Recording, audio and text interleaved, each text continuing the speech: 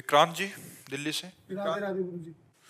राधे राधे महाराज जी। महाराज जी, यदि किसी फील्ड में हम प्रसिद्धि पाना चाहते हैं तो उसमें बार बार विफल होते हैं तो उसे छोड़ देना चाहिए या अंतिम समय तक उस कार्य को करते रहना चाहिए? नाम जप करो, आराधना करो, और क्योंकि पूर्व प्रारब्ध विफलता ला रहा है तो नवीन क्रियमाण इतना जोर हो जाए कि उस प्रारब्ध को दबा दे तो आप विजय को प्राप्त हो जाएंगे।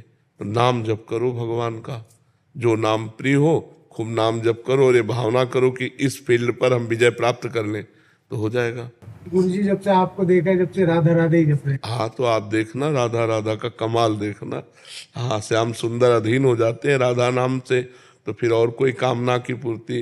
राधा किशोरी जी तो महाकरुणामयी है। खूब नाम जप करो और जब तक सफलता न मिले तो जिस फील्ड में लगे उसी में लगे रहो, और नाम जप करो तो आगे उसमें सफलता मिल जाएगी। प्रारब्ध, बुरा प्रारब्ध जो है, जो हमें असफल कर रहा है, वो क्षीण हो जाएगा तो आप विजय प्राप्त हो जाएगी। सन्नी जी लंदन। राधे राधे। राधे राधे महाराज जी।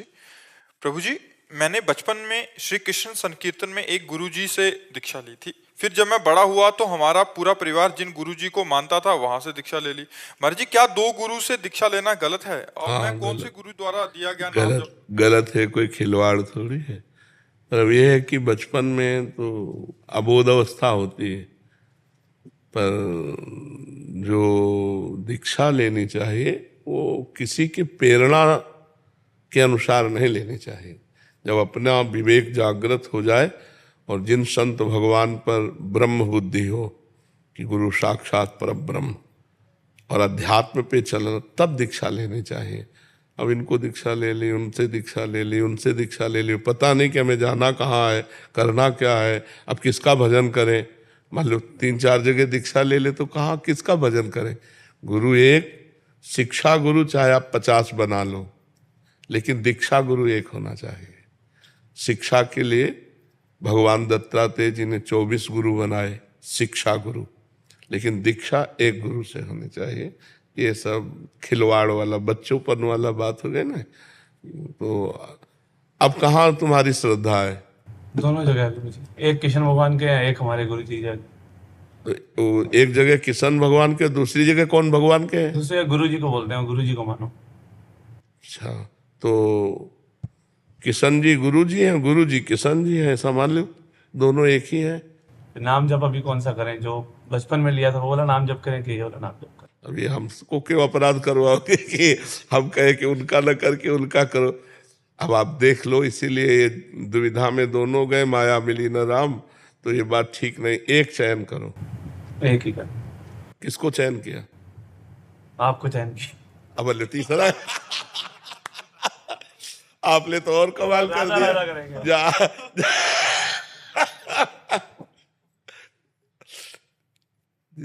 कुमारी कोमल जी उत्तराखंड। राधे राधे महाराज जी। गुरुदेव, कई बार श्री जी के लिए भोग बनाते समय मन में अनेक प्रकार के व्यंजन आते हैं, जैसे खीर, हलवा, पूड़ी इत्यादि, परंतु समझ नहीं आता ये हमारी इच्छा है या श्री जी की पाने की। उसको भावना में लाओ कि हमारी श्री जी आज ये पाना चाहती। किसका प्रश्न? हमारी श्री जी आज ये पाना चाहती, इसलिए हमारे दिमाग में बात आई। और बनाओ अच्छे से, श्री जी को पवाओ, और फिर हो सके तो श्री जी के भक्त को पवाओ। और अगर स्वयं पाना हो तो थोड़ा किनका ले लो, फिर गौ और अन्य जीवों को बांट दो। अच्छे अच्छे पदार्थ स्वयं नहीं पाने चाहिए, उनको बांटना चाहिए। जो श्री जी को अच्छे अच्छे पदार्थ भोग लगावे तो उसको बांट कर पाना चाहिए, अकेले नहीं पाना चाहिए। स्वयं अगर स्वयं रोज हलवा पूड़ी पाओगे तो बीमार भी हो जाओगे। तो अच्छे अच्छे पदार्थ जो भावना में आए, अपने पास अर्थव्यवस्था है तो थोड़ा थोड़ा भोग बना के, नहीं तो हमें लगता है रोटी सब्जी दाल रख दो, थोड़ा मीठा रख दो और इसके बाद भावना में पवाओ। भावना में अमुक हलवा बनाया, अमुक हलवा बनाया, अमुक रायता बनाया, अमुक कढ़ी बनाए, ये और विविध पदार्थ भावना में पवाए और भावना में पा लो प्रसाद, तो कोई परेशानी भी नहीं है। भावना सबसे ज्यादा श्रेष्ठ रहती है। पदार्थ हम कहाँ तक लाएंगे? पदार्थ भावना में। जैसे आज हमारा मन है कि श्री जी को हम 50 प्रकार के भोग बनावें, तो हमें जो जो याद है हम सब 50 प्रकार के भोग अपने दिमाग में तैयार किए, और सोने की थाली बड़ी सी है और अलग अलग कटोरियों में प्रिया प्रीतम विराजमान अपने हाथ से पवा रहे हैं, और सामने भोग लगा 2 रोटी दाल सब्जी, और हम 50 चीजें श्री जी को पवा रहे। तो भावना में पवा दिया करो, और जो प्रगट में हो सुविधा हो तो प्रगट में भोग लगा दिया करो, और भोग लगा के बांट दिया करो। क्योंकि स्वयं अच्छे अच्छे पदार्थ पाएंगे तो भजन नहीं बन पाएगा। स्वामी हरदास जी के लिए आता, उत्तम भोग लगाए मोर मरकट को सेवें। उत्तम भोग लगाते थे अच्छे अच्छे पदार्थों का, लेकिन वृंदावन के ब्रजवासी मोर मरकट ब्रजवासी जन इनको पवाते थे। करमवीर जी आगरा से। महाराज जी राधे राधे।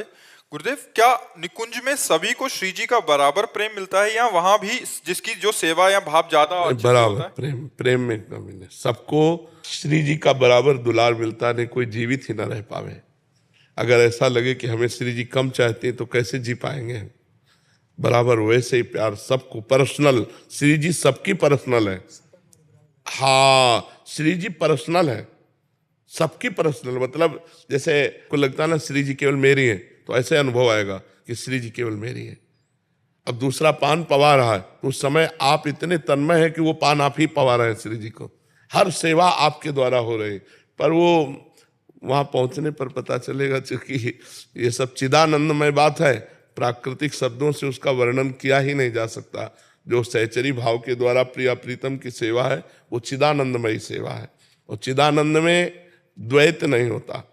प्रेम गलियति साकरिता में दोनों समाये, उसमें द्वैत नहीं होता, उसमें तदात्म होता है। जैसे गोपीजन कह रहे कान भय प्राण में, प्राण भय कान में, ही में न जान पर कान है कि प्राण है, वो बात हो जाती है। अक्षी जी। राधा वल्लभ श्री हरिवंश। श्री हरिवंश महाराज जी। गुरुदेव, आपके चरणों में कोटि कोटि प्रणाम। गुरुदेव, मेरे शरीर का भाई अपने कर्मों के फल से शारीरिक व मानसिक रूप से अस्वस्थ है, जिस कारण वो माता पिता से ऐसा व्यवहार कर देता है कभी कभी जब जो माता पिता के करने योग्य नहीं है। क्या उसको इसका फल भोगना पड़ेगा, क्योंकि वो तो अनजाने में करता है महाराज जी? हाँ, अब जैसे पागल आदमी तो उसको तो दंड नहीं मिलेगा, क्योंकि उसको तो दंड स्वतः मिल ही रहा है। उसकी बुद्धि अपवित्र है, अब अपवित्र पागल बुद्धि जैसे, इसीलिए कानून भी पागल के साथ बर्ताव।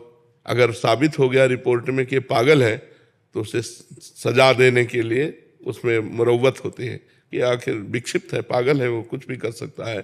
तो पशुवत आचरण स्वाभाविक हो रहा है, वो कोई संकल्प करके थोड़ी कर रहा है, उसकी कोई निर्णय पूर्वक थोड़ी क्रिया है, वो तो एक स्वाभाविक क्रिया है। तो मुझे तो लगता है कि उसके द्वारा किया हुआ कर्म जो है वो विकर्म ही माना जाएगा, अकर्म में ही जाएगा, वो फल देने में समर्थ नहीं हो पाएगा। गुरुदेव, लेकिन ना उसे पश्चाताप भी होता है कि अगर मैं ये क्रिया कर देता हूँ तो उसे, मान लो पागल अवस्था उन्माद अवस्था में कर गया, बुद्धि शांत हुई तो पश्चाताप हो रहा है, लेकिन वो रहेगा उन्माद वाली बात ही में।